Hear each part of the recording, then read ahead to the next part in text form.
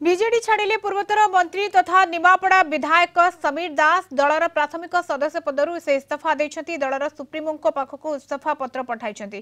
ଚଳିତ ନିର୍ବାଚନରେ ସମୀରଙ୍କୁ BJD ticket ମିଳିନଥିଲା, ଫଳରେ ସେ ଅସନ୍ତୁଷ୍ଟ ଥିଲେ।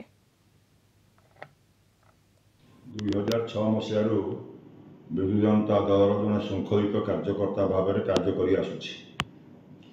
ଆଜିର ଦିନରେ ରାଜ୍ୟ ବିଜୁ ଜନତା ଦଳର ନେତା ମୋ ଉପରେ आस्था हराई।